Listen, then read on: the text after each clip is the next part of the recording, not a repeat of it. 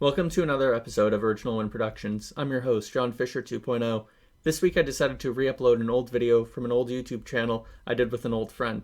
His name was Ed Brayton, and Ed is one of the smartest men I ever had the privilege of knowing. For those of you in the atheist community who found this video somehow, I just want to say, I feel your loss. The man was one of the nicest guys I ever knew. He allowed me to stay at his place twice when I was visiting an old girlfriend of mine. Well, she was my then girlfriend at the time, when I was over in Michigan. I have to say, I feel your pain. And here's to Ed. Enjoy the episode. On today's episode, Ed Brayton and I will be discussing all things constitutional, its history, various legal approaches to the document, and how it works within the law. Ed has spent years studying the Constitution, especially as it relates to issues concerning church and state separation. He's a past recipient of the Friend of Darwin Award, a civil libertarian blogger, and a former comedian who writes at Dispatches for the Culture War on Patheos. A former editor of the Michigan Messenger, he's also been on Rachel Maddow to discuss the legal case concerning the Hutare militia group, and is probably the only man I know to have insulted Chuck Norris live on C-SPAN. So, Ed, can you tell the audience a bit about your background studying constitutional law? Yeah, I don't have any formal training in it, but it's something that has always fascinated me. And it started when I was in college. I happened to be taking a course, and I was a political science and political philosophy major. And I happened to be taking a course in the history of the Constitution.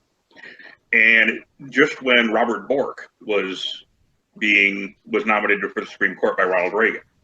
I don't know if you know much of the history that it was before you were born, but Robert Bork was nominated for the Supreme Court in 1987 by Ronald Reagan, and he was an incredibly controversial figure. He had some just absolutely bizarre views on constitutional law, and he is one of the very few nominees for the Supreme Court that ever got rejected by the Senate. The Senate has to confirm them. It's only happened a handful of times in our entire history. But they voted him down, and so the regular syllabus for the course that I was taking, the professor decided to sort of throw it out and use the Bork confirmation hearings as sort of a launching point to discuss that history, because they were asking him questions about his views on constitutional law, and so he would actually play the video for us, and then say, okay, now let's talk about the history of this particular clause they're talking about, And so it really was kind of a bringing it all to life kind of thing, and I was 20 years old at the time. And that really began my lifelong fascination with constitutional law. And so I have spent all of my adult life now, seriously studying it. And I've reached the point I would never call myself a constitutional law scholar at all. But I have at least gotten competent enough at it that I have twice had constitutional law professors email me and ask me where I teach after discussions about, because they had didn't know who I was and had no reason to know who I was. So that makes me feel like I have a pretty good grasp on the issues, certainly for a layman. So. All right. I guess my first question about the Constitution is, doesn't it violate the democratic spirit? After all, if most people want to outright ban guns, enforce censorship laws against racists, establish prayer in school, or ban abortion, why should a piece of paper get to be an obstacle? Yeah, you don't start with easy questions, do you? Not at all. This gets to a very core issue in constitutional law, which is this question of legitimacy. I was born in 1967. That's 180 years after the Constitution was ratified. To the year, in fact. I'm sorry, it was written in 1787. Why should I be bound by a document? I didn't sign it. I didn't consent to it. I had nothing to do with it, right? Why should it bind me as a citizen today? That core question of legitimacy is really, really important one. And my answer to that question would be, because it provides a mechanism through which you can adjudicate these disputes. And I assume we're probably going to talk a little more later about the sort of general conservative and liberal interpretation schemes. Mm-hmm. I happen to think that's kind of a false divide. That you have conservative originalists on the one hand, and you have what they call living constitutionalists on the other hand, on the liberal side. I think that's kind of a false dichotomy. Because there are exceptions. I know Hugo Black was a liberal, but he was an originalist, and I believe there's one Supreme Court member who's a conservative right now, but he himself holds to the Constitution as a living document. Well, no, I think that those things, I think no matter how much they protest, everybody views it as both. Mm-hmm. They pretend not to, but they do. And there's a concept in constitutional law called legal realism, and I am a legal realist. In the real world, we do use originalism, including liberals. The liberals on the court who reject originalism as a mode of interpretation still do cite the Federalist Papers, cite the debates of the Constitutional Convention, cite current law as passed by the people who signed the document as evidence that their interpretation is correct. They do it all the time. And originalists, those who claim to want to go back to the original meaning, nonetheless accept a whole bunch of things that clearly were not intended originally. A classic example would be the Equal Protection Clause. Now, this is not the Constitution's 14th Amendment, which, of course, is now part of the Constitution. But when that amendment was passed, the men in the Senate and the House that wrote the amendment had to contend with a strong public sentiment against it because they thought that it would overturn laws against interracial marriage. That was the big controversy at the time, that this might be used to void state laws against miscegenation. And framers of that amendment explained over and over again, no, that's not what it's going to do. It has nothing to do with that. It can't be used for that purpose. Now, an originalist would go back to that and say, okay, you can't use that to overturn state miscegenation laws. But in 1967, the year I was born, Loving versus Virginia, the Supreme Court did exactly that. Try to find a conservative today who would say that decision was wrong. You won't find any. Despite the fact that it clearly is an anti-originalist decision. Even originalists allow for exceptions. Even originalists will jettison their mode of interpretation to reach a result that they like while protesting that they never do that, only the other side does. So, my position, my theory on this comes from a man named Jack Balkin, who was a law professor at Yale University. And Balkin is an advocate of what he calls living originalism. And it is a way to form a synthesis between these two ideas. And I think his argument is really strong, both in terms of how you interpret specific parts of the Constitution and on this question that you got to about constitutional legitimacy. Balkin would say this. Balkin would say the Constitution set up a framework. It's what you would call what they call a framework originalism. The Constitution sets up a framework within which we can adjudicate these disputes. Part of that framework is, of course, entirely democratic. You get to vote for people who pass laws, representative democracy. You get to have referendums that are direct democracy and make certain decisions. Part of that is not democratic. Part of that is non-democratic institutions like the federal courts, where once you're on the court for life. You don't have to run for re-election. You don't have to pander to donors to run campaigns. You're there. You can make a decision based on what you think is right, not what is politically expedient. So you have both of these things that there may be some tension between, but the interplay of democratic and non-democratic parts of that framework are important for moving us forward in a deliberate way. So we don't have radical change, but we allow for the possibility of evolving our understanding and evolving our laws to adapt to current moral frameworks. Virtually nobody thought that slavery was wrong at the time of the Constitution. Well, now everybody thinks slavery is wrong, practically. And so that framework allows itself to be amended as well. It should be changed through the amendment process. So he would argue that the constitutional legitimacy question is that we should assent to that because it allows us to be a part of that conversation and constantly be working to improve the country. I see. So I'll go one level deeper before you jump in. Oh, go right ahead. Is that on the other question of then how do you actually interpret the clauses of the Constitution? Balkin would say this. It depends on what kind of language is in that clause because they use different kinds of language and different types of text in different parts of the Constitution. The obvious example of where there is no room for interpretation, the Constitution says you have to be 35 years old to be the president. It doesn't say you have to have reached an age of maturity. It says 35 years old. You can't reinterpret that. It is set in stone. There is no argument that can be made for why we could just arbitrarily decide that that's no longer the case. You can do it at 28. But look at the First Amendment. Congress shall make no law abridging the freedom of speech or of the press. Now, those are really broad categories. What does that mean? What are the limits on freedom of speech? What are the boundaries of that? Those are very broad phrases. Those are phrases that allow for a great deal of abstraction and allow for a great deal of evolution over time in order to adapt to circumstances that the founding fathers could not have foreseen. This is an example, freedom of the press. Does that include bloggers? I don't know. I mean, it's not something the founding fathers would ever have anticipated. But we can build analogies. One of the primary ways of influencing public opinion at the time of the Constitution was pamphleting. People put up pamphlets all over town, all over the country, arguing for their position.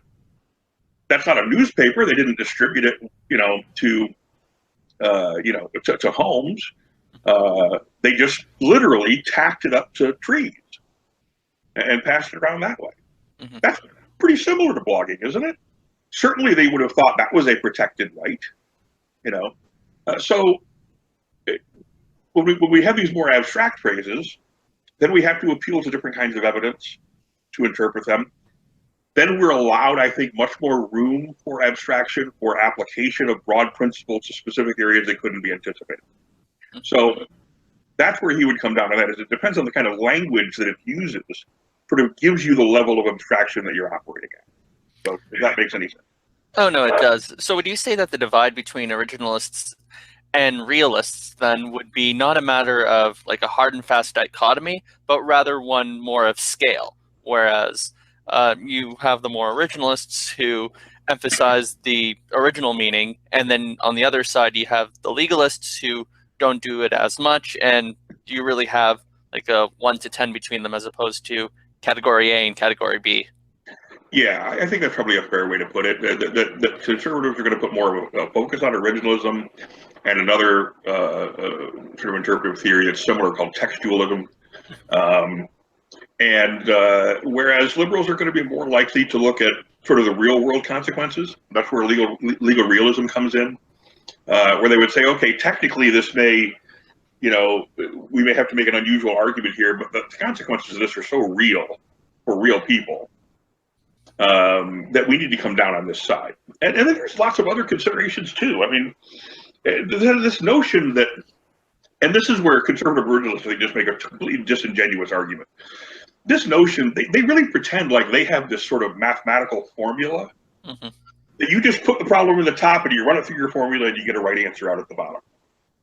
And it's all just a matter of application of these inviolable standards. But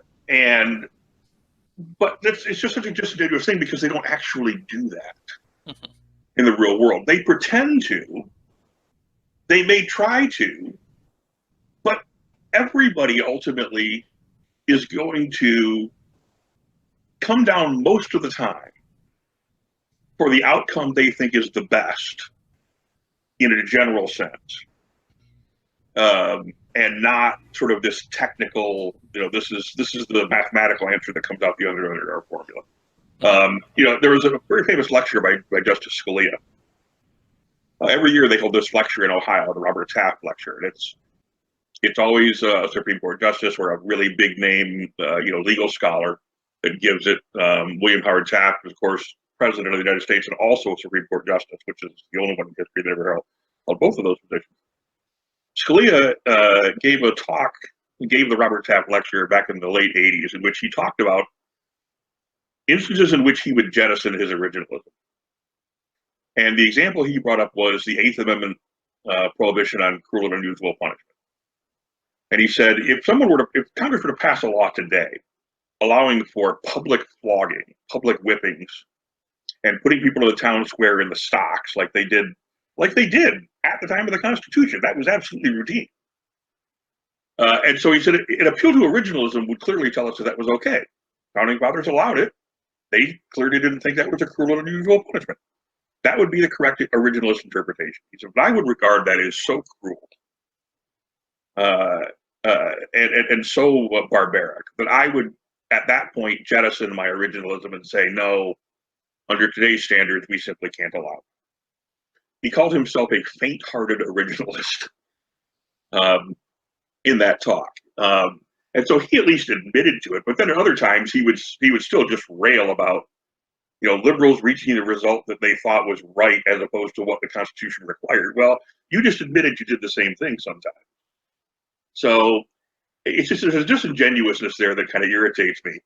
But there's also a disingenuous on the liberal side of that sometimes, where they think that rejecting originalism requires rejecting the whole notion that we should look at the practice at the time of the Constitution or the statements of the people who framed it to, as a means of interpretation. And that's wrong too. Yeah, originalism is a perfectly legitimate mode of interpretation. It just isn't A, as easy as conservatives would like us to believe, and B, as dispositive. It's not the final say on the matter. It doesn't just simply decide every case.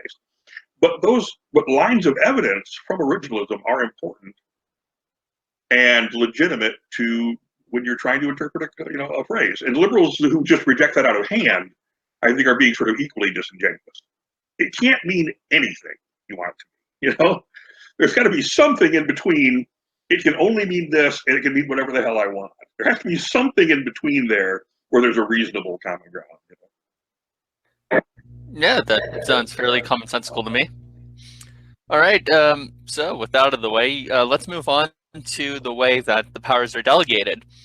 Now, I'm well aware that there's kind of a debate between those who favor more federal powers and those who favor more state right government. And I know some people would just say, oh, just consult Article 1, Section 8, and that just explains the scope of the federal government. But it seems to me that the scope of the federal government has grown over time. Would you say that's a fair? Would you say that's fair to speak? Undeniably true. I mean, and most of that growth really happened because of the 14th Amendment.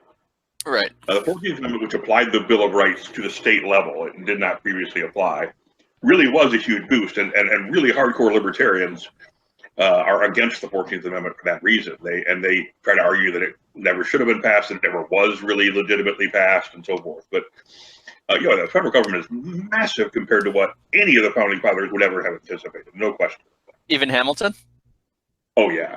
Mm-hmm. I mean, Hamilton was an advocate of central banking and all that, and certainly was on the strong government side, as opposed to Jefferson and Madison. But within the context of the debates they were having, not within the context of the debates we're having today. We're so far off the scale from what they ever anticipated. But again, that's how that framework evolves, right? That's what that framework originalism allows, is that our system has evolved in response to a far more complex world, a technological world in which the distinction between the states really no longer matters, mm-hmm. right? I mean, at the time, you almost had to have something like the Electoral College because you had 13 colonies and it took days to move between them. And so, those things made much more sense then. Now, what's the difference between Michigan and Illinois? It's a line on a map. I can be there in an hour, mm-hmm. From where I'm, hour and a half from where I sit. But, by plane, I can be there in 15 minutes, So, and everybody gets the same news. Everybody gets the same, has access to the same information. So realities have changed and the country has changed as a result of it. All right. So now I'm just going to move on to a topic that, since we're speaking about hardcore libertarians, let's go to the topic of nullification. And this power, according to the strongest states' rights advocates, permits the states to refuse to enforce any federal law they see as unconstitutional. Ed, could you make the best case you possibly could for this power as you understand, as they make it? And can you provide a reason why you, I'm going to guess, don't agree with the case No, I think it's absolutely nonsense. We settled this 50 years ago. This was the George Wallace argument after desegregation, after the Civil Rights Act, that we're not going to allow black children to attend this school, and we're going to stand in front and block them from doing it. Mhm. And LBJ said, "Well, here, go talk to the National Guard," and force their way in. It's the same argument Roy Moore has used over his Ten Commandments monument back in 2003. Justice Roy Moore of the Alabama Supreme Court, that says I don't have to listen to the federal courts when they tell me this is unconstitutional because I disagree with it. Well, no. Could I make a case for it? I don't know why I want to. I mean, the argument is just in the interest. Well, usually in the interest of, it's usually in the interest of building up something as strong as you possibly can in order to more thoroughly knock it down. Well, I mean, their argument, it goes back to this anti-14th Amendment argument, Mhm. right? Right. I mean, just take the Roy Moore situation. The federal court's decision was based on the First Amendment. The First Amendment did not originally apply to the states until 1868 when they passed the 14th Amendment, and then it did. That was the entire purpose of the 14th Amendment, was to give the federal courts, the federal government, the power to prevent the states from violating the rights of its citizens. And explicitly, the first 8 amendments of the Bill of Rights apply to the states after that. Their argument for why that's illegitimate is many of them, and I don't know that Roy Moore makes this argument specifically, but there are certainly some of the really hardcore libertarian types that do, that the 14th Amendment was illegitimate because the southern states didn't get to vote on it. It was a condition of their readmission into the Union after the Civil War. Congress passed this, but they passed it at that point. Everyone from the South had been expelled. They had seceded. They had left the Union. So when the North won the war and said, and they said, okay, we want to rejoin. They said, okay, here's some conditions. Number one, the 13th Amendment, which bans slavery. You have to agree to ban slavery. You have to agree to the 14th Amendment. Well, you don't have to agree with it, but we're going to pass it, and it's going to apply to you anyway. And they did. And the 15th Amendment. So those 3 post-war amendments were part of the condition of their readmission. That's their argument, is that because the South never actually got to vote on those things, it doesn't apply to them. Well, no, that's just wrong. If you want to be part of the Union, that was the condition for joining. You lost the war. Too bad, so sad. And the fact is, regardless of whether someone thinks that was right or not, it was 160 years ago. We're not going back. Mm-hmm. The Supreme Court is not going to tomorrow go, oh, you know what, that 14th Amendment thing, that was never right. Every decision we've ever based on the 14th Amendment is gone now. No. Never even happened. Join us in the real world. We're 150 years past this argument. The argument was lost. Get over it. Join us, Also, when it comes to the states' rights in the South, from what I noticed, they've never even been consistent on it. For example, the fugitive slave law, that was something that abridged the North's right to say, yeah, these slaves are on our land now and they have their freedom. You can't recapture them. Yet at the same time, the court sided with the South, who appealed to their own right to go after. And that's not just a North-South thing. When it comes to this question of federalism, everybody's a hypocrite. Mm-hmm. Absolutely everybody on all sides. We are all in favor of states' rights when that reaches the result that we want. And we're all against states' rights when it doesn't. Mm-hmm. We're all for states' rights, some of us, when it comes to legalization of marijuana, right? The federal government should leave the states alone, man. Let the states do what they want. Right. But then there's any number of other issues where we want the federal government in there telling, regulating police power, for example, coming down on police departments. Well, the police power was originally solely a state authority under the Constitution. But the police power can be enforced and used in a way that violates provisions of the Bill of Rights, certainly the 14th Amendment, the Equal Protection Clause, the Due Process Clause. Those are important when it comes to criminal procedure.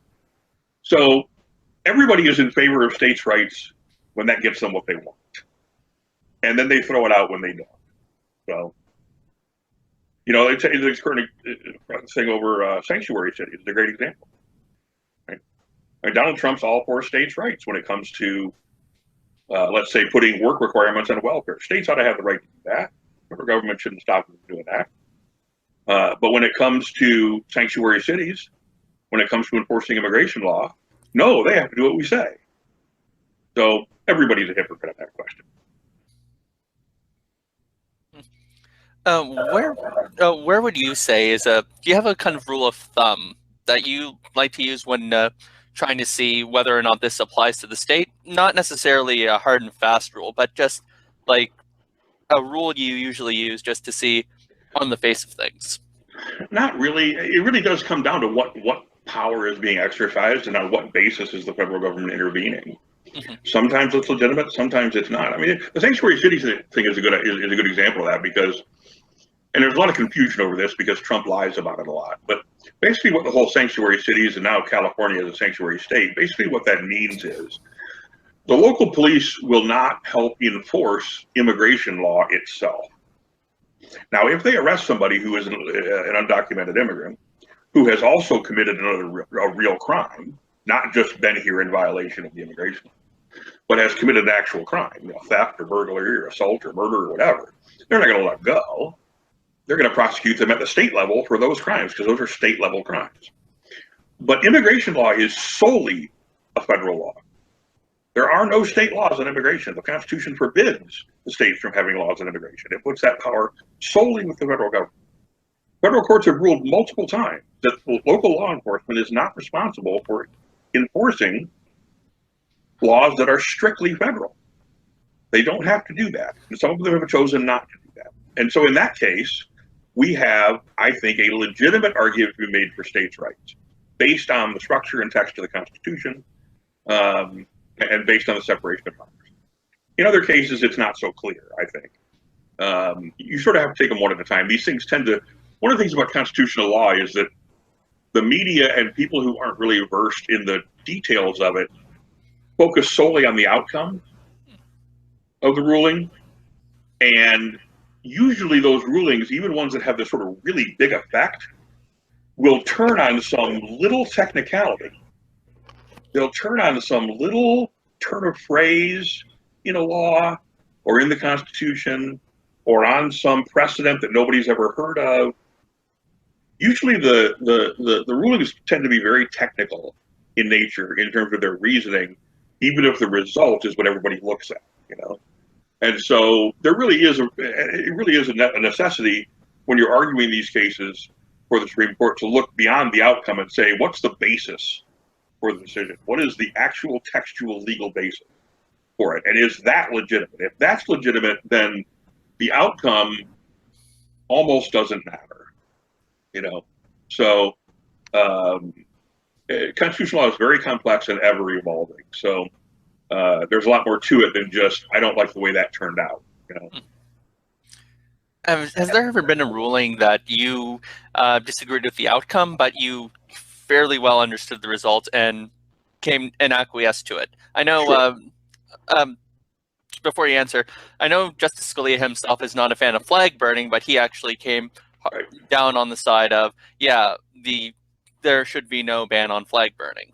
Right. Yeah. In 1986, he was part of that ruling in Texas v. Johnson, and that's what he said. He said, I think burning a flag is horrible. I don't think anybody should ever burn a flag. But the First Amendment pretty clearly protects that as a expression of political protest. And so, kudos to Scalia for seeing beyond his preferences. When I said that everybody violates their declared mode of interpretation when they don't like the outcome, they don't do it all the time. We're human beings. None of us are entirely consistent, And there's an example of where Scalia is absolutely right. I've had cases like that where I'll give you an example just from last term, the Trinity school case out of Missouri. The federal funding or state funding for a religious school to put rubberized material around the playgrounds. State of Missouri has this program where they would give grants to schools to put rubberized material on the playgrounds to prevent kids from being hurt. Right. And they were sued over that by a religious school, Trinity Lutheran School. because they applied for it and were turned down because was an amendment to the state constitution called a Blaine Amendment, which forbid any state taxpayer money from going to anyone, going to any religious church or school. And while I generally agree with that principle, that I don't think that that taxpayer money should go to fund religious activities, I think the court had a pretty solid basis for saying, look, if this is a secular-minded program, this was not the intent of this program, and the effect of this program is not to advance religion. It's to protect kids when they're on the playground. They're going to be injured less often if they're falling into, cut up old tires than if they're falling onto concrete or, wood. And so we have here a generally applicable law that applied to all schools, or should, that does not advance the teaching of religion in any way, and that had a clear secular purpose of protecting children while they're at school. They don't need any less protection if they're at a religious school than if they're at a public school. So I think while I sort of agree in principle with the notion that we shouldn't be giving taxpayer money to religious entities, here's an example of where, okay, guys, this really isn't a big deal. Let's protect some kids, and I think the basis for that ruling was correct. Oh, wow. Well, now that we've gone on the topic of church-state separation, I actually want to move on to certain amendments within the Bill of Rights. And of course, we're going to start off with the first one. Congress shall make no law respecting an establishment of religion, or prohibiting the free exercise thereof, or abridging the freedom of speech, or of the press, or of the right of the people to peaceably assemble and to petition the government for a redress of grievances. Now, we touched on this before, but it bears repeating.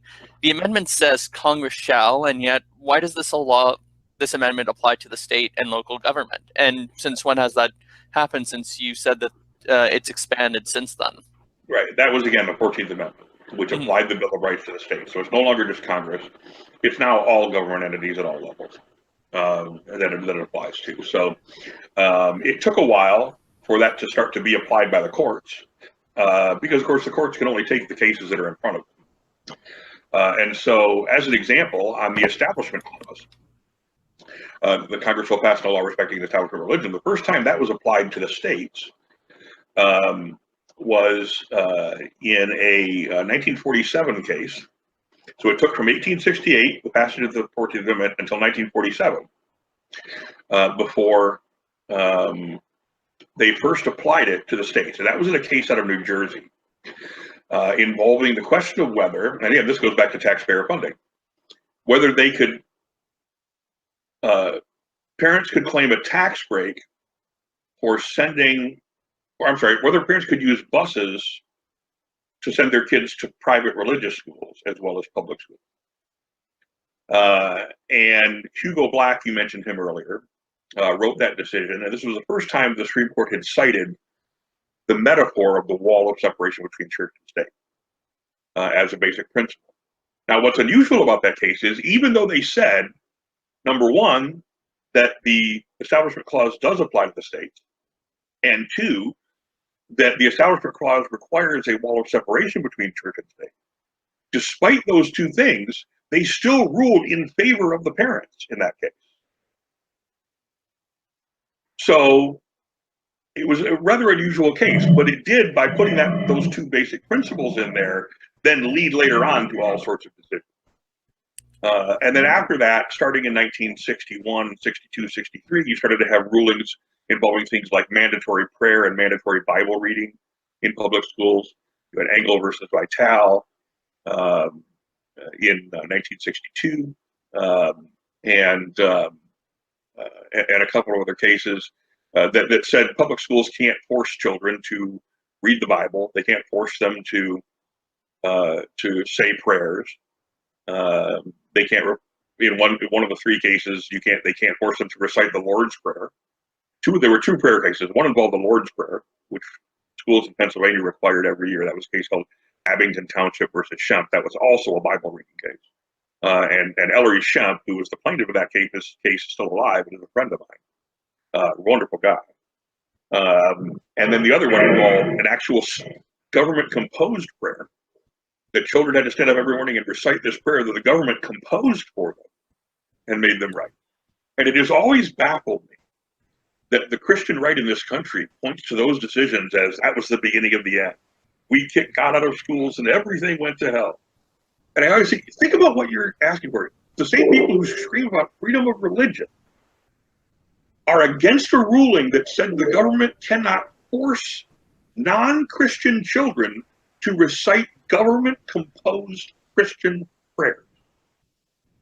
If that's not a violation of religious freedom, what in the hell possibly could be? I mean, their position is so contradictory, which is why I've always said when the Christian right says religious freedom, what they really mean is Christian privilege. They really mean the right to impose their religion on other people, almost all the time. They might have been happier in the Commonwealth because we actually said the Lord's Prayer in school up until 1989, I believe, in my own country. So I didn't have any of that when I went to school in the 70s and 80s, but that, and there's still controversies about that today. There are still, now some of it deals with the Pledge of Allegiance, which the court actually ruled on way back in 1947. You can't force children to recite the Pledge of Allegiance, whether it includes the phrase "under God" or not. At the time they made that ruling, "under God" was not part of the Pledge of Allegiance. They just said you can't compel speech. You can't compel people against their conscience to pledge allegiance to something. I believe, though, there is still some debate about whether or not putting "on God we trust" on currency or the like as well. Yeah. But isn't that kind of considered to be not necessarily religion, but more along the line of some ceremonial deism, I believe? Yeah, that's the phrase the Supreme Court has used, is ceremonial deism to justify. Basically, they just carve out an exception. Mm-hmm. I mean, if you're going to follow the logic of the First Amendment and the logic of the Establishment Clause, no, clearly it's unconstitutional to put that on the money. Mm-hmm. But the Supreme Court long ago ruled that this was sort of an incidental case of, nobody's rights are really being violated here. It's kind of what the people want. It's kind of traditional. So we'll let it go. Basically, they've just carved out an exception there without any real logic to it at all. But at this point, I think there were a series of cases filed by a guy named Michael Newdow a few years ago on this, and they were very quickly dismissed, and then he kept appealing, and they kept getting dismissed. And I said at the time, you're just wasting your time. Mm-hmm. There are other places where we need to be working on church-state issues where we have a far greater likelihood of success. You're not going to win this argument anytime soon, so let's focus on where we could maybe build that wall a little stronger in other places where we have plausible pathways to victory, because we aren't winning that one. Right. To be fair, though, at least in my opinion, does the notion of a God of nature necessarily violate this kind of amendment? Because one could technically hold a belief in an inactive God and not technically hold to any religious kind of doctrine. Sure, but then you still have the fact that there's a sizable percent of the population doesn't believe in that God either. Why should the government be taking any position on this whatsoever? The other thing I would note is that so the Supreme Court evaluates Establishment Clause violation on the basis of something called the Lemon Test. Right. Well, sometimes they use the Lemon Test, and sometimes they don't. It depends on what result they want to reach. So, but the Lemon Test is sort of the primary one, and the Lemon Test is a three-prong test. First prong is a law has to have a clear secular purpose. The second is that it has to have a clear secular effect. And the third is that it has to avoid an excessive entanglement between government and religion. The purpose, intent, and entanglement prong. Now, the purpose prong is often the most important one. And when you look at when they put "in God we trust" on the money and when they added "under God" to the Constitution, that was in the early 50s during the Red Scare and the McCarthy years. And when Congress passed those laws, you can know what their purpose is because we have the congressional record. And their purpose was very clearly to inculcate religious belief, specifically Christian belief, in order to distinguish us from the godless communists of the Soviet Union. So under the purpose prong of the Lemon Test, there is no question whatsoever that this is a violation of the Establishment Clause. Now, like I said, Supreme Court applies the Lemon test except when they don't.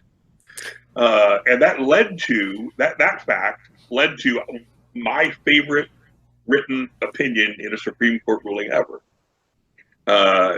Because they also sometimes they use something called the endorsement test, which came from Justice O'Connor.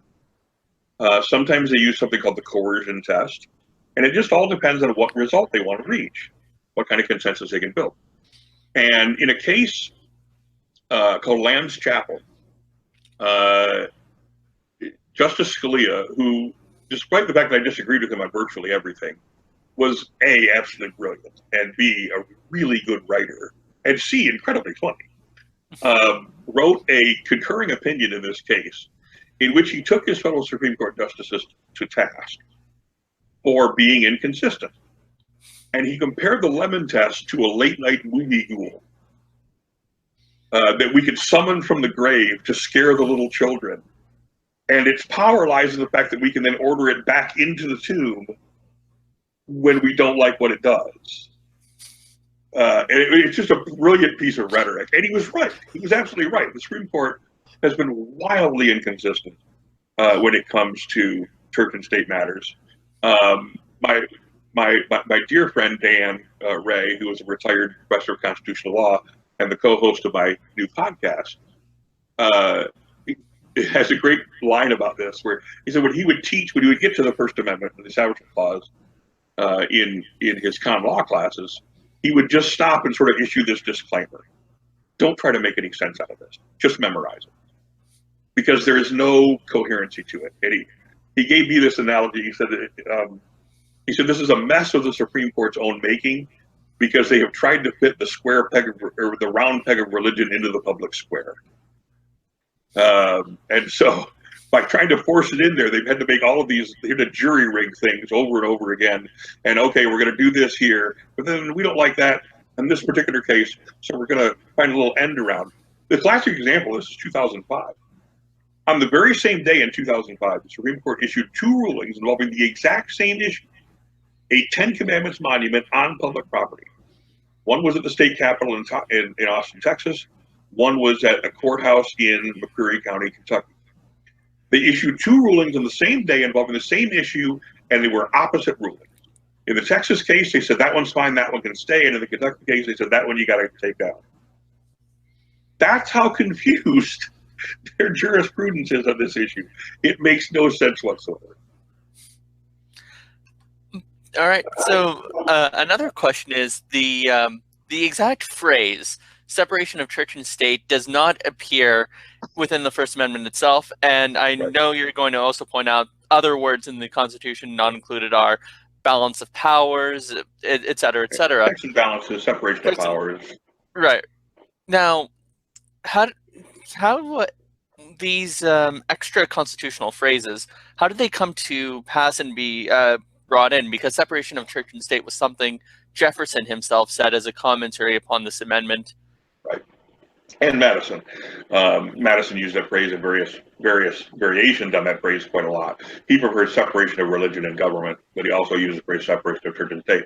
Those are phrases that the founders themselves used to describe the principles on which those provisions were based. And so, the distinction between Article 1 and Article 2 and Article 3, that's separation of powers. They use that phrase when writing things like the Federalist Papers and explaining what the Constitution did, that these were designed, this structure was designed to separate the powers so that no single branch of government is all powerful, because that protects everyone's rights.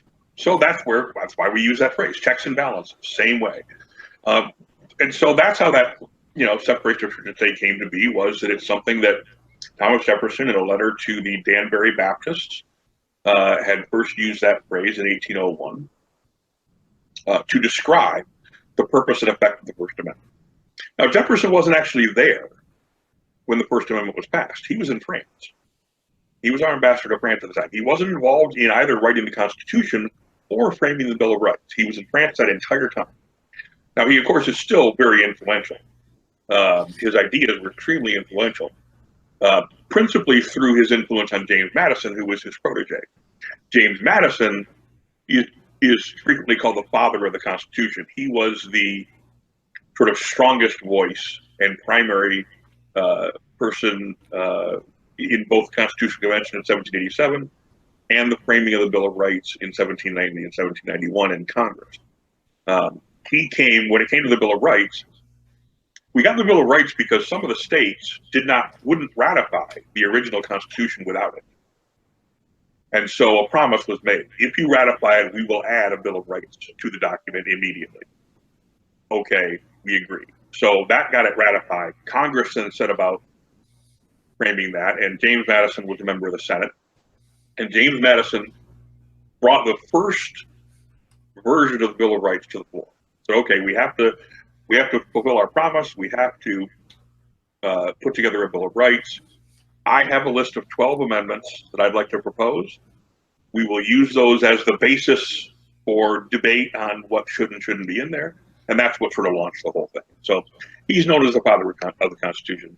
And he was a strong proponent of separation of church and state, stronger than Jefferson even in many ways, and stronger than even the ACLU is today on many issues, particularly after he left office.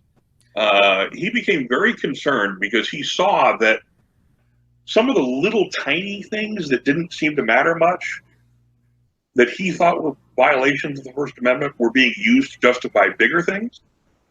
And particularly, two things, congressional chaplains and military chaplains. Now, when he was in Congress, he initially voted for a bill to establish and pay for a chaplain for both houses of Congress in 1790. He was part of that committee, and he voted for it. But then he saw that that was used rhetorically to justify other things. Well, if we can do that, why can't we do this? And so he wrote a document called the Detached Memoranda after he left office, in which he argued that these little encroachments have to be treated as big ones because they justify bigger ones. And so we have to guard very closely against even these, what seem like very, very minor encroachments on the separation of church and state. Congress should not have chaplains. The military should not have taxpayer-paid chaplains. If the churches want to pay to send someone with our troops to act as a chaplain, that's fine. He also argued that churches should not be given permanent charters, and that they should be restricted on how much land they can own. So he was more radical. The ACLU actually takes the exact opposite position. They defended Jerry Falwell in a case where he was challenging state law in Virginia that did put a limit on how much property a church could own.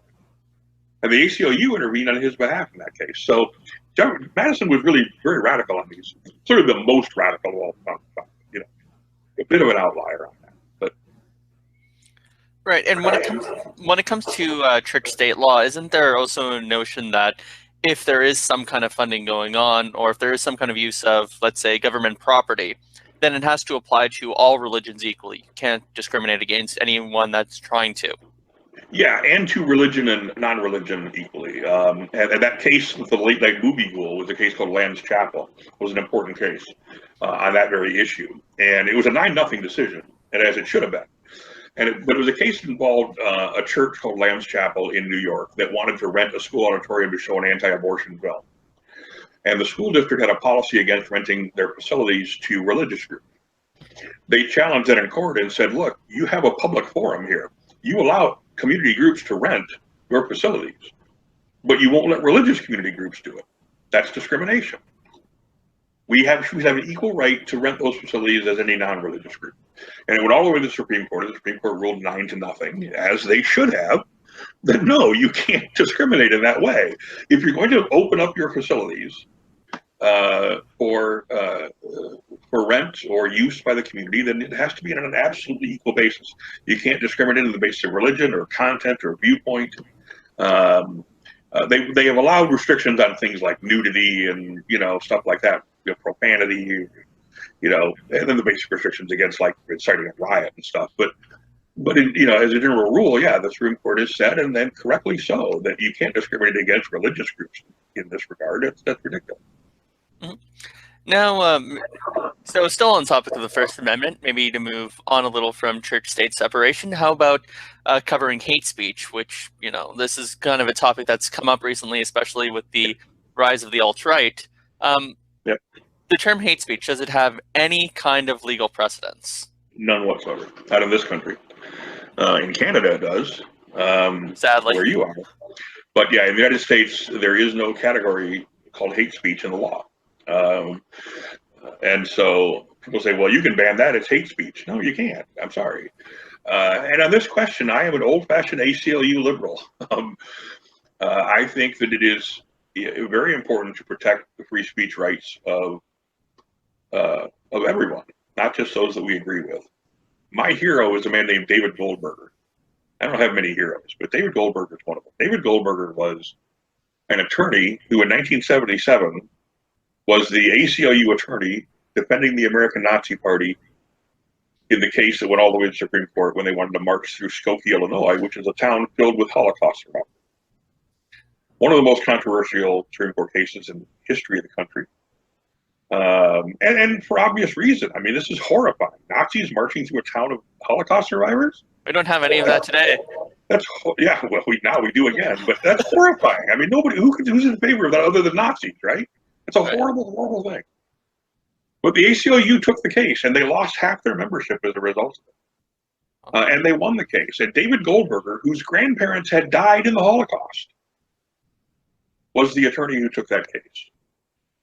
And he held his nose, to say the least, to defend Nazis, because he said, if we don't defend it for those that we despise, we don't deserve defense for our views either.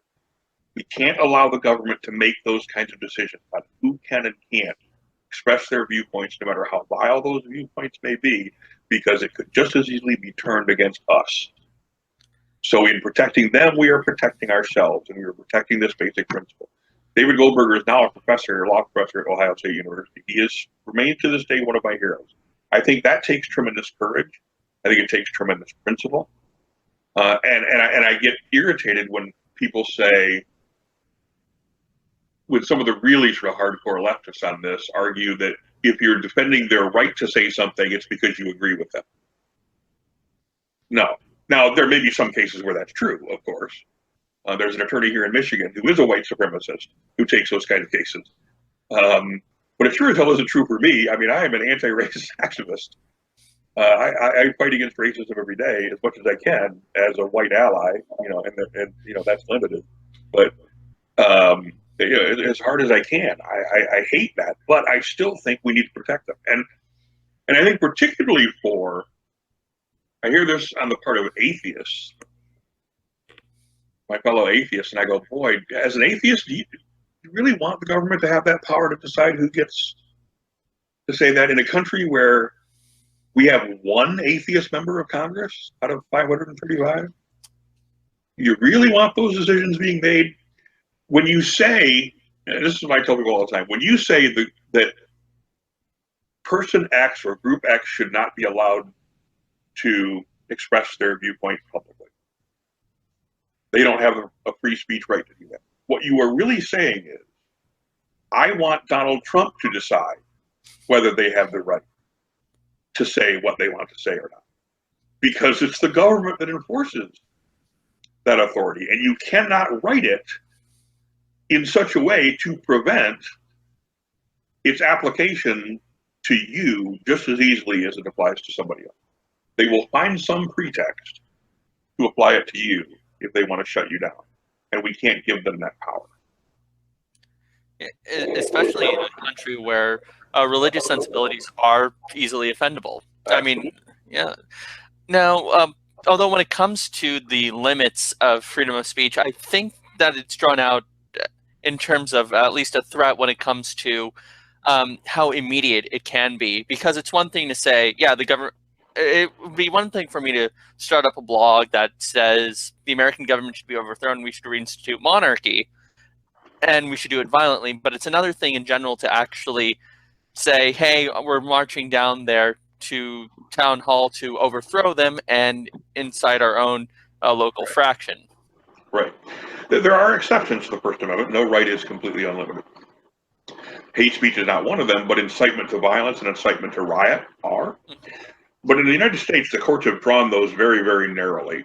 And as you said, it's the sort of immediate proximity, the immediate threat that matters. There has to be a clear nexus between the speech and the violent effect. So it's not enough. A guy could stand in front of a crowd and say, I think all Muslims should be shot.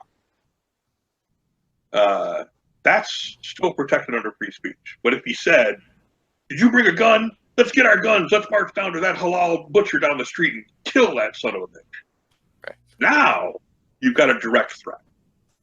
Now you've got a specific nexus between the speech and the violence. And that the courts would say, no, you can't say that. You're actually threatening some specific person's life now. I don't know where exactly that line should be drawn. I mean, we could probably come up with different ways of phrasing things that kind of skirt the line, As a general rule, obviously, we don't want anybody committing violence in circumstances like that. And I might be a little more amenable to a little wider degree of latitude for the government to shut something like that down. That's actually calling for violence, not for breaking the law necessarily, not for saying, we should defy the marijuana laws, or we should defy, a law, and smuggle refugees into the country. There are cases where saying, telling a crowd we should violate the law is perfectly legitimate. But if you're actually threatening violence against someone, then maybe there's a little more room there for that. But in general, I think our courts have done a pretty good job of drawing the exceptions to free speech in a very narrow way, so that they don't catch up too much, but still provide some protection. Right. For individual people. I think we've done a pretty good balance there. And doesn't that also extend to private property as well as the personal well-being of someone? Yeah, generally, the protection of property is there too. But there's some sort of odd cases there. There's a case called St. Paul, RAV versus St. Paul out of Minnesota, where so white supremacists actually burned a cross on the property of a black family. And the Supreme Court said you can punish that as trespassing. You could punish that as a violation of the fire code. You can't punish it as a matter of making a threat. It wasn't a direct threat. Now, I'm not sure I agree with that. The history of burning crosses in this country pretty clearly shows that when you burn a cross, you're threatening somebody. When you do it on the property of a black family, that's a pretty obvious threat to me. So I don't think I agree with that ruling.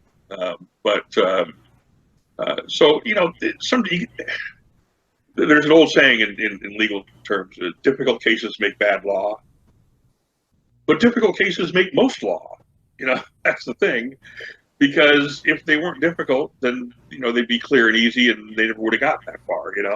Some of these things come down to these really technical, narrow distinctions between things, and judgment calls on the part of judges and justices. And sometimes they get it right, sometimes they get it wrong, and that's just inevitable, I think. But like I said, as a general rule, I think our courts have done a pretty good job of protecting freedom of speech to a maximum degree, while also protecting the rights of people who might be targeted as a result of that speech. And I believe on the cross thing, if I remember correctly, even Clarence Thomas would have sided with you on that one. He's the most conservative judge on the court. I don't know. This was before he was on the court, so I'm not sure he'd ever addressed that. So, yeah. Then I'm probably thinking of another case. I remember him addressing the cross burning, but I'll just leave that aside for now. Yeah. Okay. By the way, I have really strong and unusual views on Clarence Thomas too. Well, yeah, I believe we've both discussed that, where a lot of liberals are quick to say that he's just a lapdog of Scalia, whereas no, he's actually very conservative within his own right, and has even moved Scalia to the right as well. Yeah, he had more of an influence on Scalia than Scalia ever had on him. And that's something that it's just become such a cliche. People have heard it repeated; they just assume it's true. But anybody who really watches the court and reads the rulings knows that I'm right about that. That it was Thomas that moved Scalia in his very first week on the court. There was a case in which the initial vote was 8-1 with Scalia with Thomas in dissent. In the first week he was on after he got confirmed. And when they circulated the opinions, Justice Scalia read the minority opinion by Thomas and said, "You know what? He's right." And it 8-1 became a 7-2. And that happened the very first week he was on the court, and it happened more than once. It happened multiple times during his time in the court. So Thomas drags Scalia to the right. And the other thing is that I hate that criticism that he doesn't ask questions. You hear this from a lot. He never asks questions. He's just sleeping up there. You know what? Thomas is right. Stop interrupting the lawyers and let them make their case. Because most of the questions that are asked aren't really questions. They're arguments. The Supreme Court justices, when they do ask questions, they're really arguing with one another. You know, that's why you see, if you read the oral arguments or you're listening to the audio of them, you'll see a lot of times, you'll see questions phrased like this. Isn't it really your position that A, B, and C?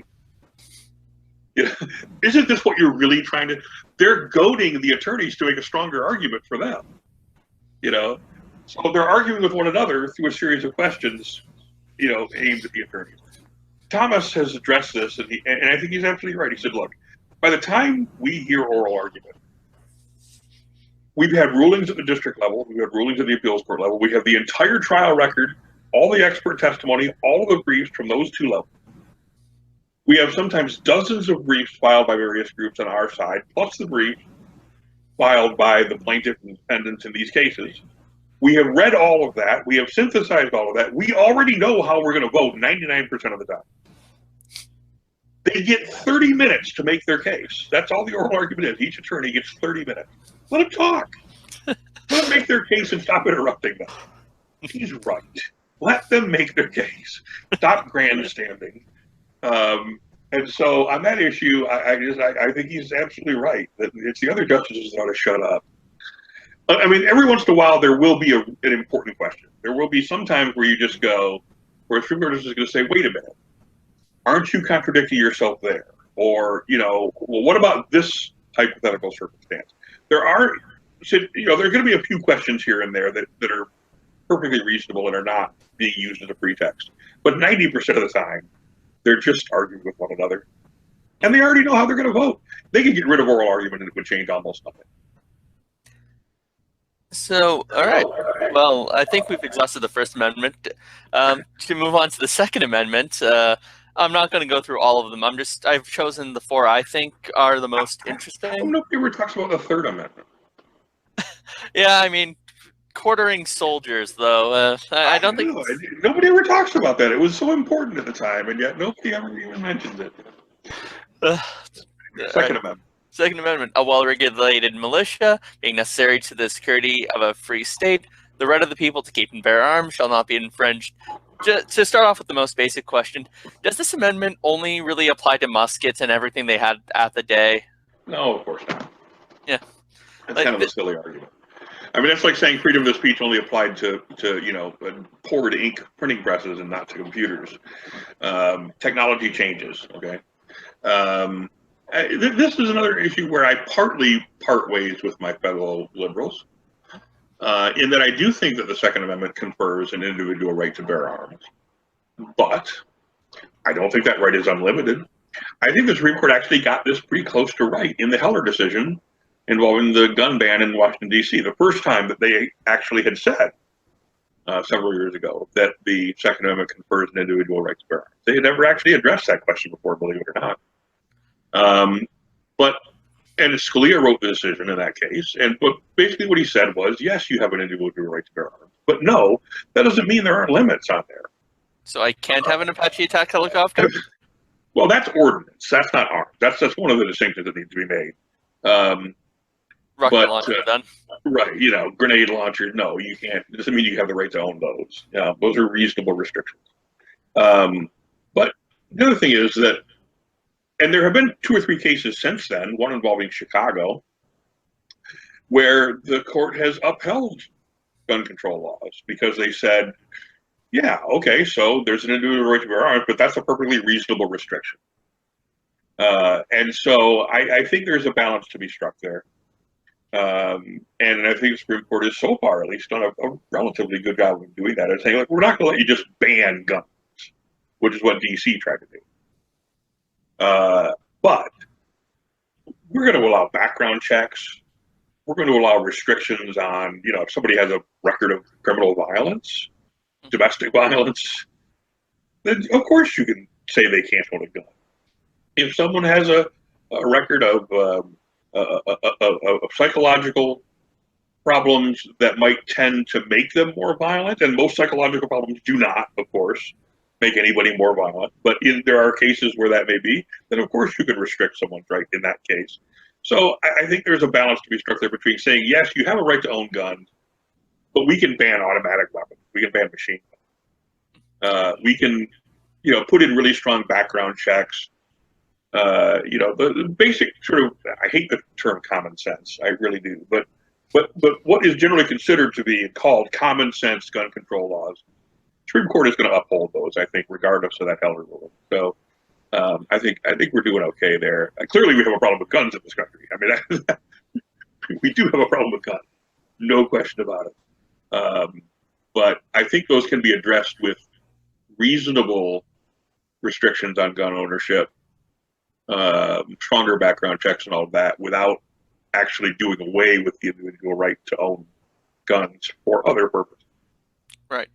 Now, when it comes, although there are some policies that do, without outright banning the weapon, become kind of a de facto ban. Like if someone was to, if the legislator tomorrow was to pass a 1,000% tax on pistols, I'm pretty sure that would qualify as being an infringement on the amendment, wouldn't it? That's an interesting question. I don't know. It's certainly, I mean, Congress has the power to tax. Mm-hmm. And the courts aren't going to second guess the power to tax. Whether they would accept an argument that it was sort of a de facto ban, it's a really interesting hypothetical I've never heard before. I don't know the answer to that. I on the face of it, I would say probably not, but I wouldn't bet on it necessarily, It's like Chris Rock's idea that you should be able to own guns and every bullet should cost $5,000, right? Right. Then that person would have died, would have definitely deserved it. When I sell my car, I'm coming back to kill you.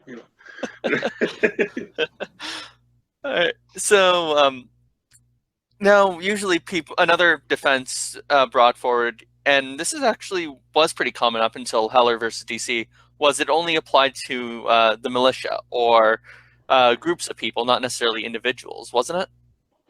Yeah, it's an argument made that first clause, a well-regulated militia, blah, blah, blah, so it applied only to militias, not to individuals. But there really wasn't much of a distinction between those things at the time. Every able-bodied male was considered part of the militia at the time.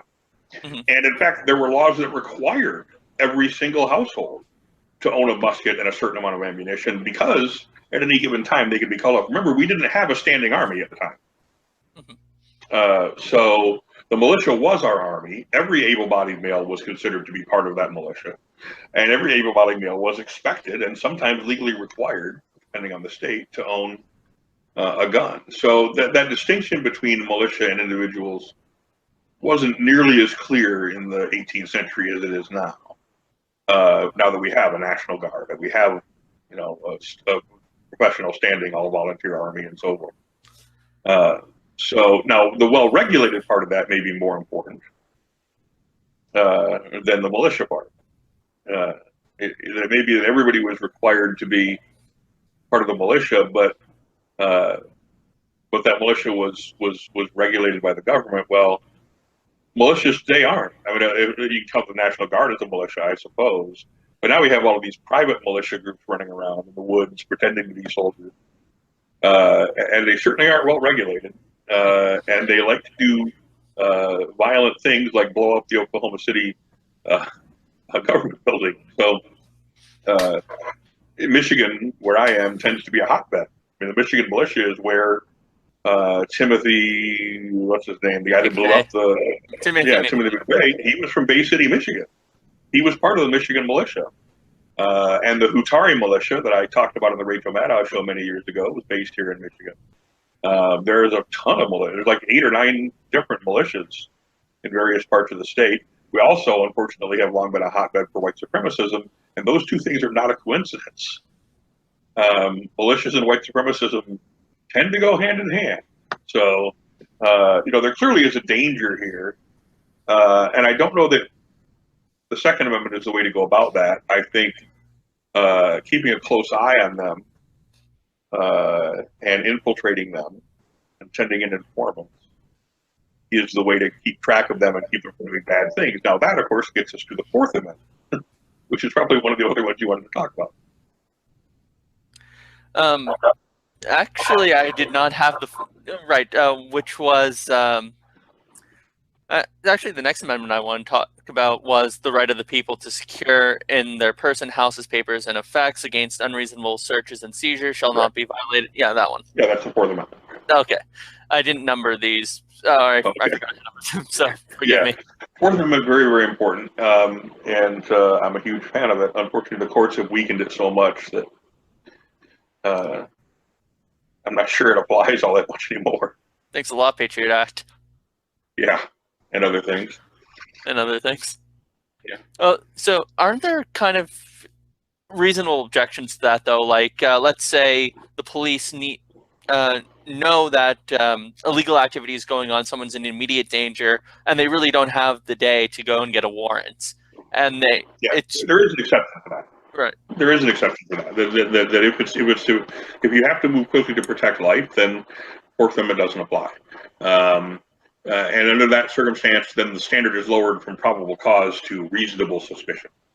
Mm-hmm. And that's the sort of lower standard that is applied in certain circumstances, wrongly in many cases. Now, when it comes to protecting life, then of course we're all going to agree that you shouldn't have to go get a warrant to bust into a building if somebody's life is in danger. But they apply the reasonable suspicion standard the Supreme Court has, and the police do all the time, to routine traffic stops. Search the car. Well, I had a reasonable suspicion there might be drugs there. Well, that's a much lower standard than probable cause. I caught a whiff of marijuana. Therefore, I'm going to tear this whole car apart looking for marijuana, and there's nothing they can do about it.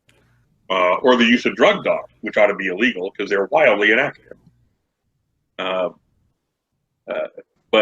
But under Supreme Court precedent, if they bring a drug dog to your car and the dog alerts, as they call it, which could be anything, then that's it. You don't need a warrant. You can search that car. You can search their person. You can even go back to their house, search their house on that basis. But we know from study after study after study that drug dogs are wildly inaccurate, and they are usually responding to nonverbal cues from the police officers that handle them. They're looking for approval, and the police officer wants them to alert. And there's all sorts of ways that you could just, and the officer doesn't even have to do it intentionally. Mm-hmm. This is just human nature. You're looking for a certain result. The dog can sense that. They know what's going to get them their treat. The use of dogs should absolutely be illegal, but the Supreme Court has upheld them time and time again against all science and reason. And now, I actually have to ask a question, not just with regards to the Patriot Act, but also with the other amendments. Do these apply to everybody that's under trial in the United States, or does it only apply to American citizens and green card holders? No, there is no restriction to American citizens. That you get due process, whether you are here illegally or legally, you should get due process. Mm-hmm. The Fourth Amendment says persons, not citizens. Mm-hmm. So, and most of the Bill of Rights is that way. There's actually very rarely is there a situation where the law applies differently to a foreigner than it does to an American citizen or a green card holder, and that's the way it should be. If these are basic principles of justice, they should apply to everybody, and they are. I've often heard as a precedence for prejudice when it comes to people coming over here or coming into the country. A citation of the American government discriminating against certain groups, like in Eastern Europe, anarchist groups, for example. And they say, well, okay, if we can apply it to political ideologies, why not religious ideologies like Islam? Well, under American law, that's just not allowed. Right.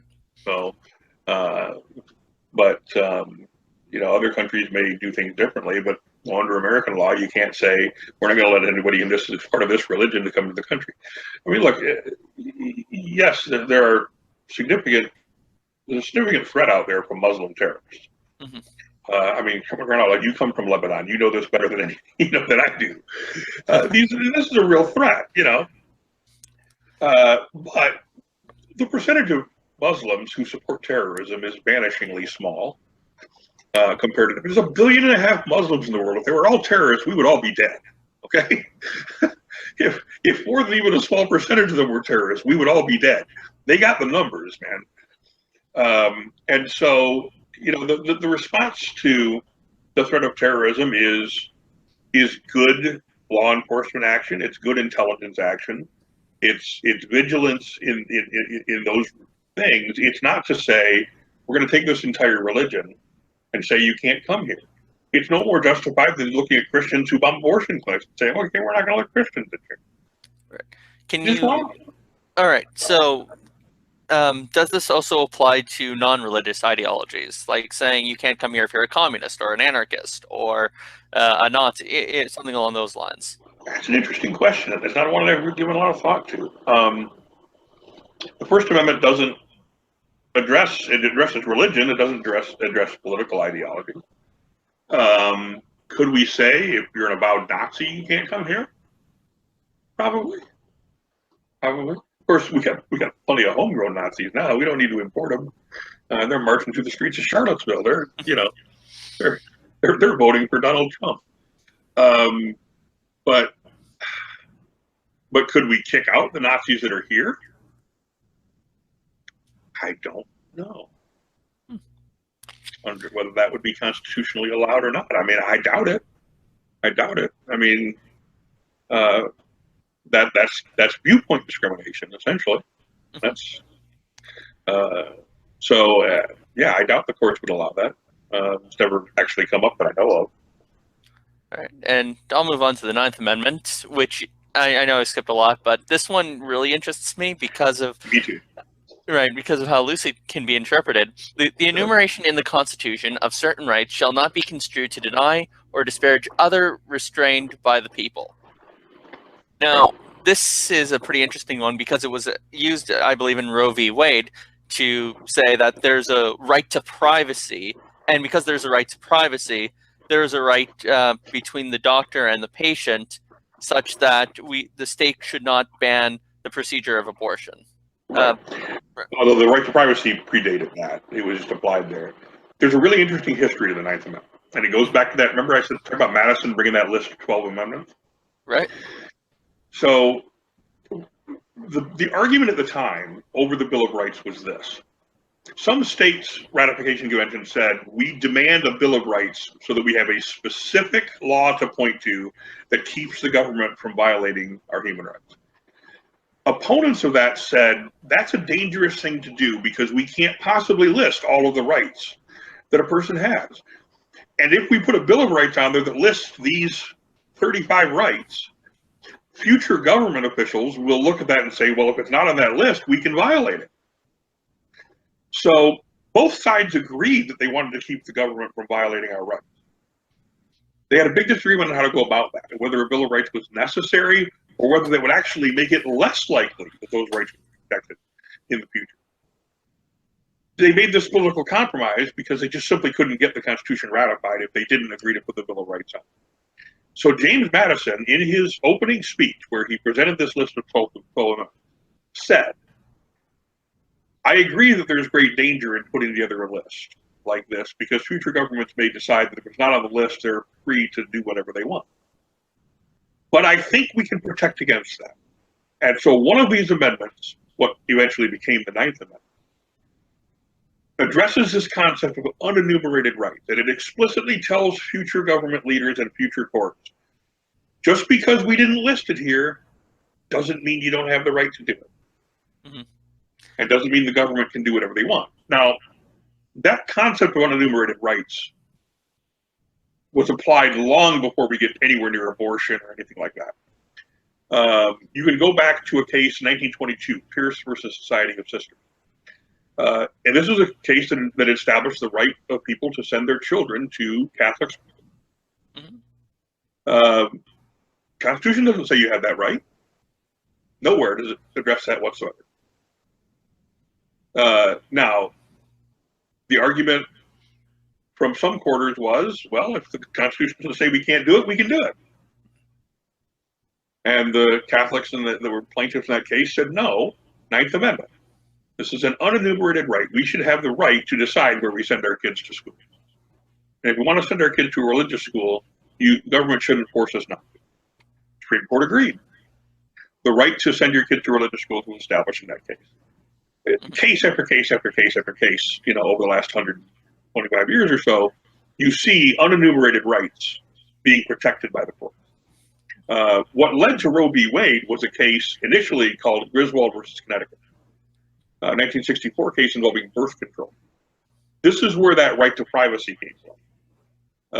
And it was a case where in Rhode Island, where they had a state law saying that even married couples could not purchase birth control. And that was challenged in court. It went to the Supreme Court. In 1964, the Supreme Court struck down that law, saying that a married couple has a right to privacy in the decisions that they make as a couple that don't affect other people. And this law violates that right to privacy. And there was a very famous phrase in that ruling that conservatives like to mock, but they're being really disingenuous when they do. And it's where this term penumbra comes from. That the court sort of, it is really kind of flowery language, but what the court ruling said was something like, and I could look it up, but I get the exact wording, but that there are certain parts of the Constitution that when you sort of put them together, you get emanations and penumbras that establish this basic right to privacy.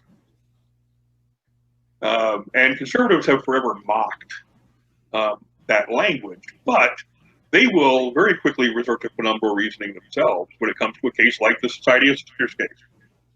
The what? Like the one in 1922 with the Society of Sisters, the right to send your kids to Catholic school. Oh, I see. They're all for that when they like the outcome, Unenumerated rights are great. But what do you hear constantly? Whenever the courts protect a right that wasn't previously protected, conservatives say, well, where's that in the Constitution? Well, James Madison told us very clearly in 1790, that's the one question you cannot ask.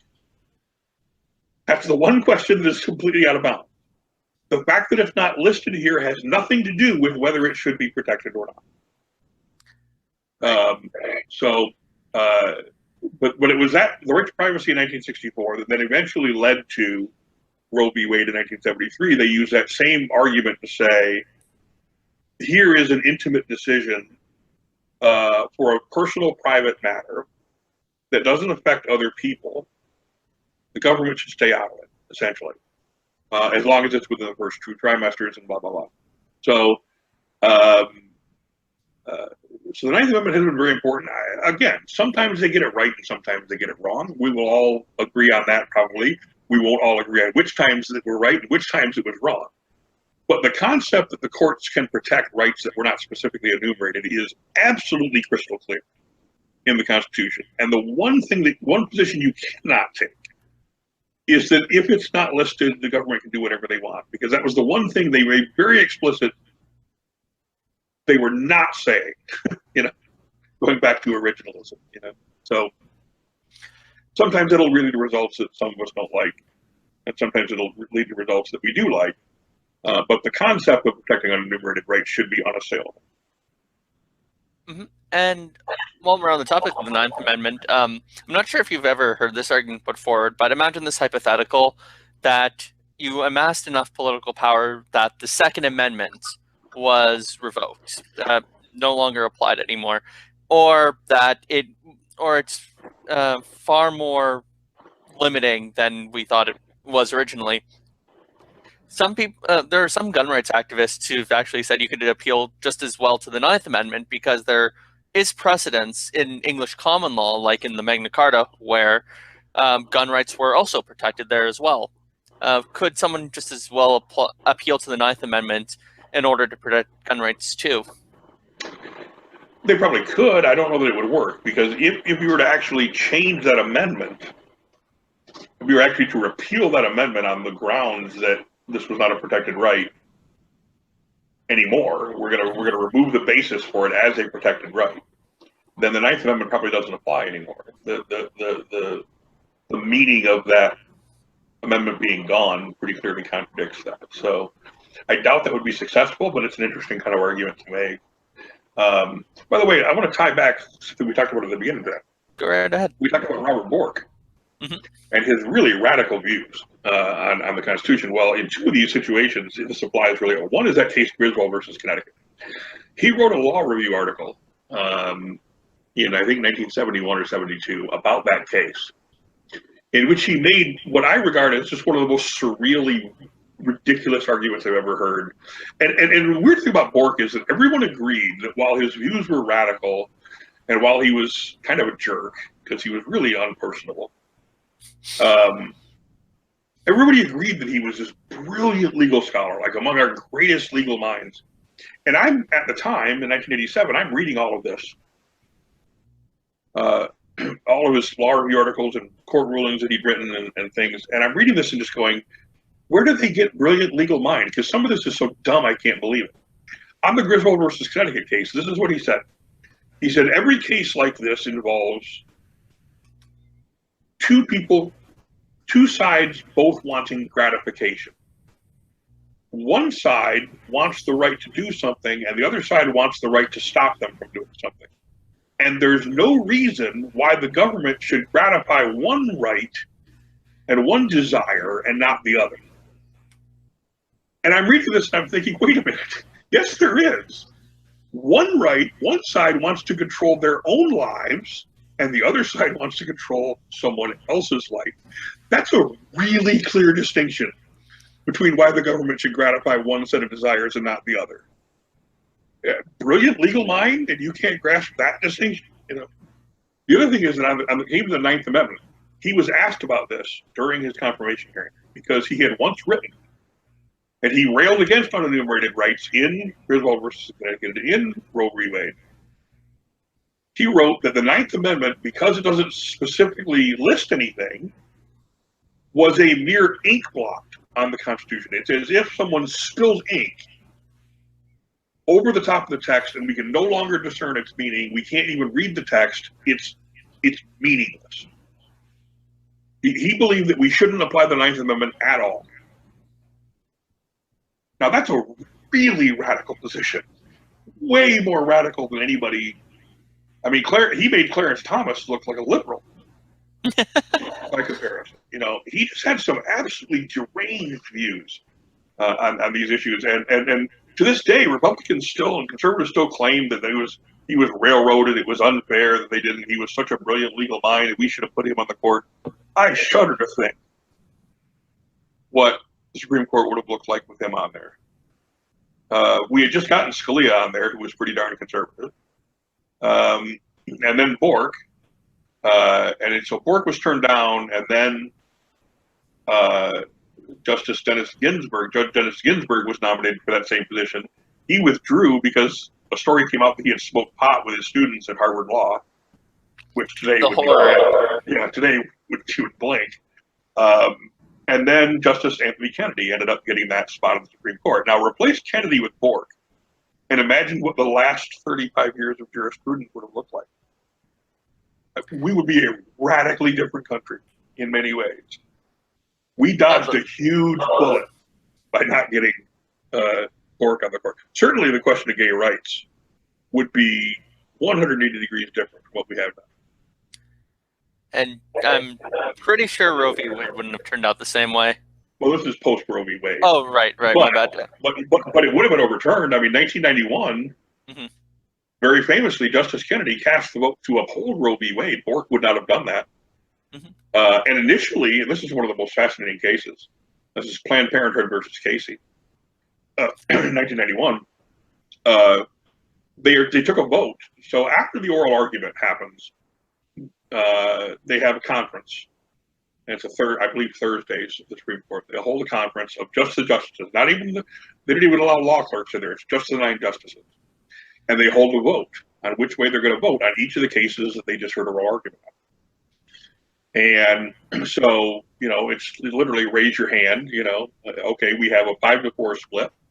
And the Chief Justice assigns who's going to write the opinion, the majority opinion and the minority opinion. And they will discuss this because sometimes there will be fractured opinions. There might be 2 or 3 or 4 or 5 different opinions. But the Chief Justice assigns it. So Justice Kennedy initially voted to overturn Roe v. Wade in that case. It was a 5-4 decision.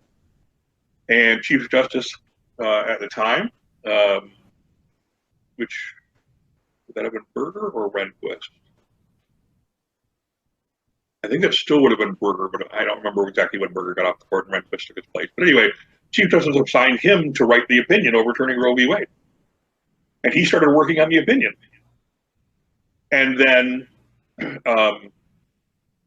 Justice O'Connor and Justice Souter, who was brand new in the court at the time, started working on him and started lobbying him. And basically they proposed a compromise. And they said, why don't we do this? Why don't we uphold the basic finding of Roe v. Wade that you have a right to an abortion, but accept most of these restrictions that the state of Pennsylvania has put on there that make it less likely and more difficult for people to get. And they eventually talked him into taking that position. So he had to go to the Chief Justice and say, I've changed my mind. So now, instead of writing the majority opinion to overturn, he was writing the majority opinion to uphold Roe v. Wade. And the minority opinion, and the other 4 justices who were joining them were the opposite of the 4 justices that he was originally writing for. So we came that close to having Roe v. Wade overturned. And if Bork had been there instead of Kennedy, it certainly would have been. So we would be a very, very, very different country today if Robert Bork had gotten out of court instead of Anthony Kennedy. And Anthony Kennedy, like I said, on gay rights, he authored all of the major gay rights decisions that we've had since he got out of court. This is kind of besides the point of the Supreme Court and the Constitution, but just as an aside, when it comes to abortion, do you think since Roe v. Wade, the country's actually been more pro-life as opposed to pro-choice? Because at the time, go ahead. The surveys that I've seen on this essentially say this. They sort of agree with what Kennedy ended up with on that Planned Parenthood case, where they say, we think women should have the right to have an abortion. But we're okay with some restrictions on that. We're okay with saying you can't do it in the 3rd trimester, for example, unless the life of the mother is threatened. We're okay with things like spousal consent laws or parental consent requirements, things like they're okay with some restrictions on it, but they still want, a fairly strong majority still thinks that the basic holding of Roe v. Wade should remain in place. That's kind of where the country is. The country's pretty moderate, on that question. Public opinion is. So now we're getting into a whole different. I mean, this has been a raging issue, of course, since Roe v. Wade. And it's not going to slow down any. I mean, this is as controversial a political subject as there is. I don't debate it with people. I simply don't, because I've never had a debate on the issue that didn't end with people screaming at each other. It just seems to be one of those issues that is so polarizing that I just avoid debating it with people for that reason. I mean, you and I could probably hold us. We've held enough civil discussions on controversial issues over the past years and respect each other enough that I suspect you and I could probably hold a pretty civilized discussion on it while disagreeing. But as a general rule, I avoid it. It just makes me uncomfortable. Yeah, I guess when it comes to that issue, saying, "Hey, I don't have a uterus, so I'm not going to comment." I guess that's actually one of the times where you're lucky to have that get out of jail free card. Yeah, and listen, that basically is my position. Is that this is not my choice to make. And look, I'll be perfectly honest, and this is not something I've ever said publicly before. I've been involved in one of these decisions more than 20 years ago. A girlfriend at the time got pregnant, and she was very strongly pro-choice, and she, came home and told me she was pregnant. It was not planned. We were using birth control. It wasn't something we wanted at the time. And said, "What do you want to do?" And I said, "Look, I told you, we've talked about this before, that if this were to happen, I leave that choice entirely up to you." And I meant it. I really do believe this is your choice to make and not mine. And whatever choice you make, I will be okay with. If you want to have a baby, I will be the best dad I could possibly be. And if you don't, I'm never going to make you feel guilty over it. I'm not going to, I don't feel a pressing need to have children myself, but I'm not opposed to it. So I really am kind of wishy-washy on this, and I really am going to leave it up to you. And whatever you decide, I'm fine with, and I'll be there regardless, And ultimately, she chose to terminate, and I think it was the right choice for her to make. But others, I'm sure, will disagree. She and I still talk, and now and then it's we don't agree on much, but we agree on that. That she made the right choice at the time. So I've been involved with this, and I sort of I did try to put my beliefs on that, my position into action, and say this really isn't my choice to make. Mm-hmm. It's yours, and I'll be there regardless. I'll do the right thing regardless. And I feel perfectly comfortable having made taken that position. All right. Moving. All right. So I think I probably come to the point where I want to just tie up loose ends on this podcast. If there are any sources you'd recommend for people who are interested in learning more about the Constitution, what are some paramount readings? Oh boy. Aside from the document itself. Yeah, the document itself is obviously great. The Federalist Papers are obviously great, but the language of those tend to be so unusual. The Federalist Papers in particular, the way they wrote in 1787 was sometimes be a little difficult. I'll give you a couple of really great books on this. One is by a Yale law scholar named Akil Amar, one of our really most brilliant legal scholars. And I believe it's called America's Constitution, a Biography, or something similar to that. Akhil is his first name, and Amar is his last name. And if you go on Amazon, I'm sure you could find the book. He's written many, but that one is sort of the whole history and background and meaning of the Constitution, written in a layman's language. Very well done. And the other one is Jack Balkin's book, Living Originalism. And that one's a little more dense. I would recommend reading Amar's book first and then reading Balkin's book.